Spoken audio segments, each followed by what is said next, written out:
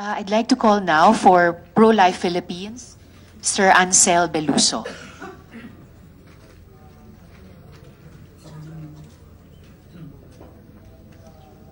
Madam Chair, honorable members of the Senate Committee on Women, Children, Female Relations, and Gender Equality, good morning. I am here today representing Pro-Life Philippines and Couples for Christ Foundation for Family and Life.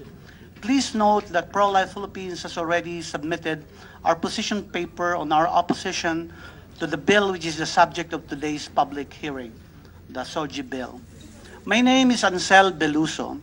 I am an ex-gay, which means I used to live a very active gay lifestyle, but has since chosen the path of change and renewal. I am happily and blissfully married to my wife, Joyce, for 18 years now. We have 3 children, Noel, Gian, and Jaben. I have actually listed more than a dozen reasons why the entire Filipino nation should totally and unequivocally reject the Sogie bill, but I want to zero in on just one this morning due to paucity of time. Madam Chair, I humbly and most respectfully submit that because of its official invention of special LGBTQI+ rights, the Sogie bill, when enacted into law, shall forcibly engender and perpetuate a culture of lies, deceit, deception, and duplicity into the life of our country and people. If I may, Madam Chair, I'd like to mention only 4 of these lies. First lie, genitals do not determine sex and gender. Wrong. Truth is, genitals do determine sex and gender.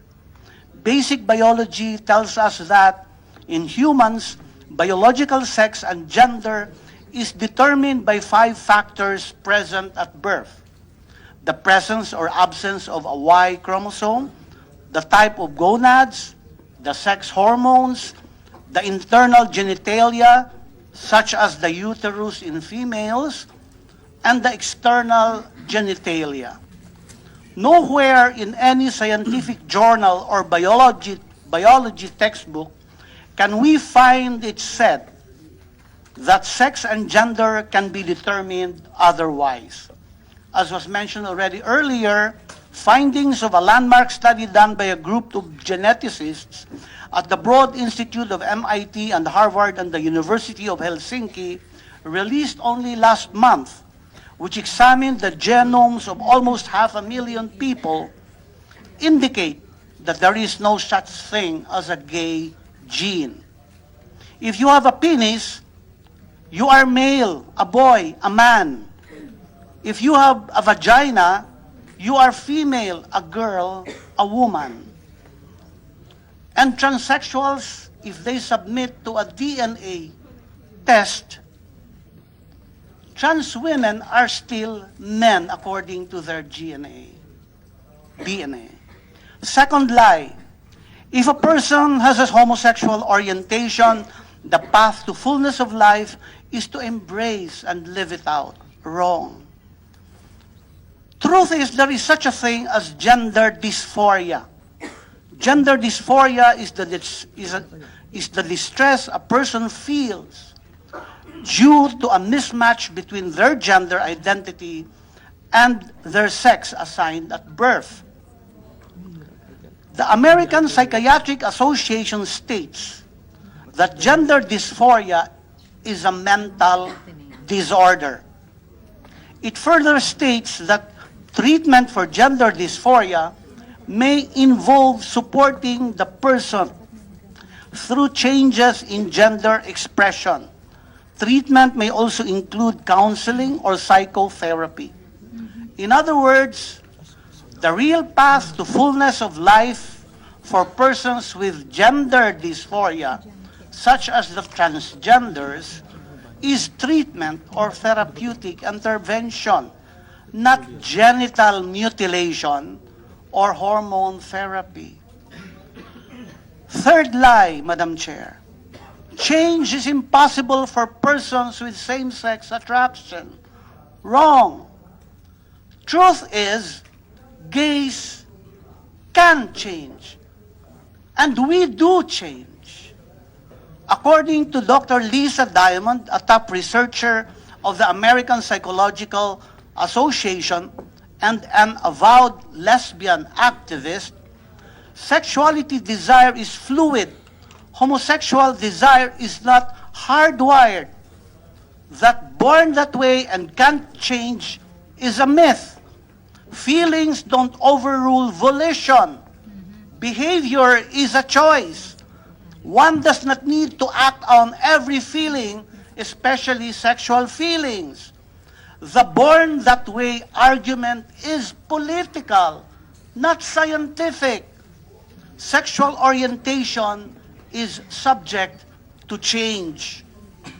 Fourth lie. It is for the welfare of children with evident homosexual orientation that they be made to learn about the LGBTQI plus ideology and guided to embrace the gay lifestyle, even at a young age. Wrong. Truth is, according to the document updated in September 2017 by Drs. Michelle Cretella and Quentin Van Meter, President and Vice President, respectively, of the American College of Pediatricians, as well as Dr. Paul McHugh, Distinguished Service Professor of Psychiatry at Johns Hopkins Medical School, raising children in an environment that espouses, promotes, propagates, and institutionalizes the so-called gender ideology actually harms them. It also says, conditioning children chemical and surgical impersonation of the opposite sex is normal and healthful is child abuse. The statement further states, endorsing gender discordance as normal via public education and legal policies is injurious to children. Madam Chair, Yes, I Mr. can go Beluso, on please and wrap on, up in but I a know minute. time Thank is you. running out. In closing, may I humbly suggest that the so-called LGBTQI plus ideology that the Sogie bill espouses and promotes is not a part of Filipino culture. One very simple proof. There is no Tagalog word for bisexual or transgender or queer or intersex and all the other terms used by the LGBTQI, J, KLMNOP, or whatever other letters that the activists are using. This is alien to us as Filipinos. And I would like to echo the message of Pope Francis in the meeting of families during his visit to our country in 2015. He said, resist ideological colonization that tries to destroy the family. Madam Chair, thank you very much, and may God bless and have mercy on us all. Amen, Mr. Beluso.